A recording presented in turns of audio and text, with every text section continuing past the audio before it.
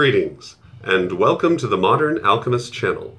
I'm Aubrey Forrest, the Modern Alchemist, and this program is brought to you thanks to the generous contributions of the friends and members of the Modern Alchemist channel on Patreon. Your patronage is greatly appreciated. All right, so today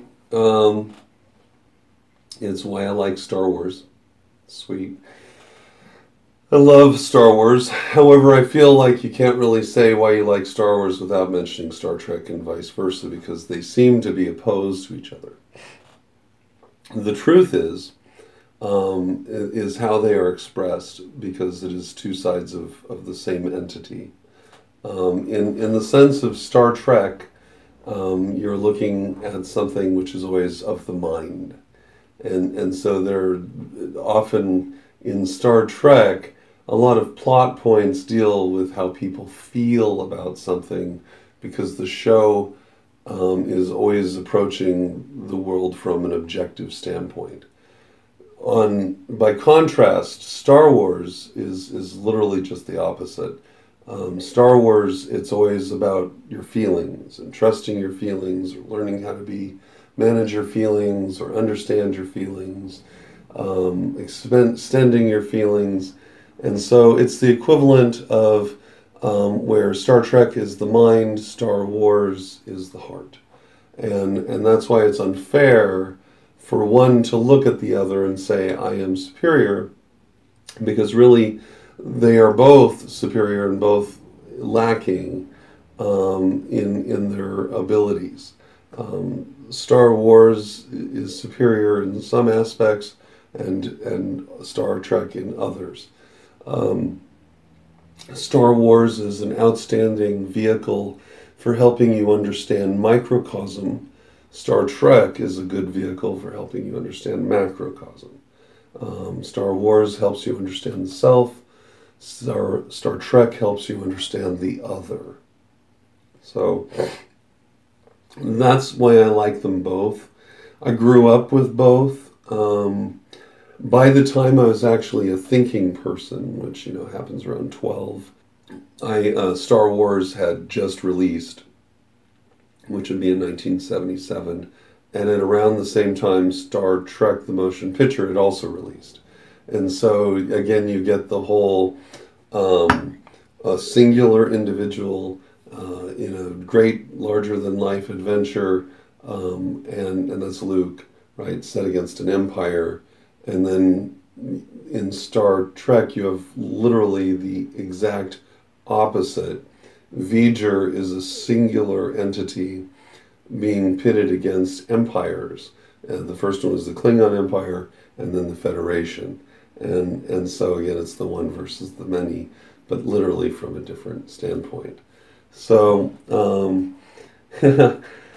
anyway, so as a kid, I got to appreciate both of those, love both of those. Star Trek gave me a desire to become a scientist and to always have science as a component of my life and to raise my children as scientists.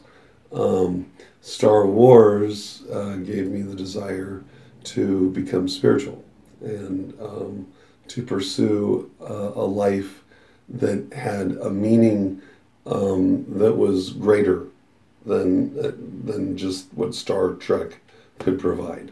A meaning that provides connection to something that is universal, that I am a participant of. So that's something that Star Wars does, and Star Wars gives you the language wherewith to articulate what it is you're experiencing.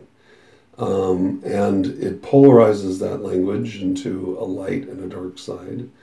It teaches you that language has a multitude of expression. And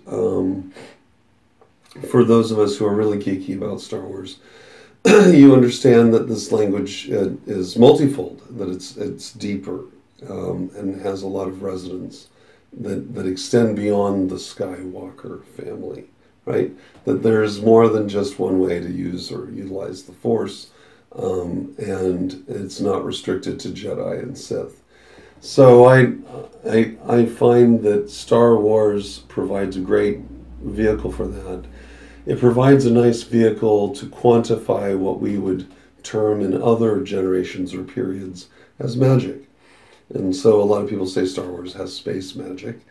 And certainly the Force, in my mind, the word the Force is simply a contraction of the term that would be used, the electromagnetic force. And electromagnetism, from the standpoint of an EU scientist, electric universe scientist, electromagnetism drives everything, all of it. So to use the force to understand the flow of the electromagnetic force and to be able to harness that to understand others, to heal others, to jump great distances, to become faster, smarter, to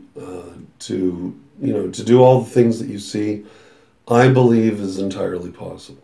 I believe that right now we're just underpowered. I've said this before, that there's just not enough power in the system for us as conscious entities to do that. And this is why in fiction you see the lack of power being exemplified as the hero being given some kind of machine part.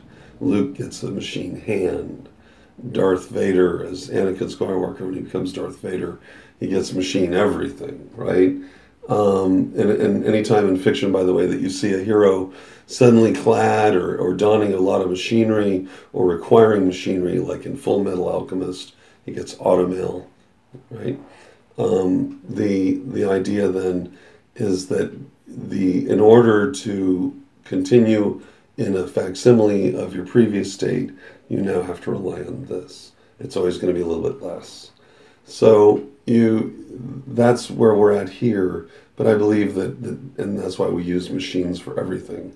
But everything that we use machines for, I imagine at some point human beings could have done innately, from extraordinary calculations, mathematical or otherwise, to extraordinary retention, to extraordinary acts of strength or feats of mental power. I mean, anything is possible. Remember, we're beings of consciousness, living consciousness that is aware that we're living consciousness. And that gives us an extraordinary leg up on everything around us. And Star Wars teaches some of that. It teaches your place within it. It gives you a means by which to quantify your position within the flow of all of that force. The one thing that Star Wars lacks is objectivity. And that's because of the narrowness of the teachings. So you're either a good guy and you use the light and you're a Jedi, or you're a bad guy and use the dark and you're a Sith. And that's far too narrow a scope. The material, the canon material itself, has had sufficient insight to understand that, in fact, Star Wars and the Force itself is a much broader spectrum. So, but I love Star Wars. I am a complete Star Wars geek.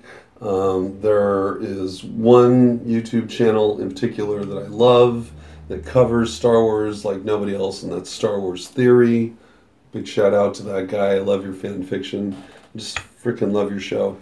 So anyway, those are things I love about Star Wars, and I love that Star Wars teaches you how to develop yourself as an individual. Star Trek teaches you to develop yourself as a member of a greater community.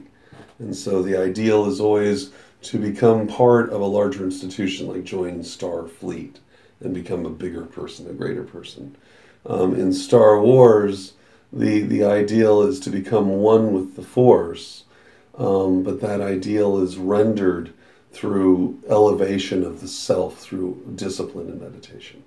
All right, and that's why I love Star Wars and Star Trek.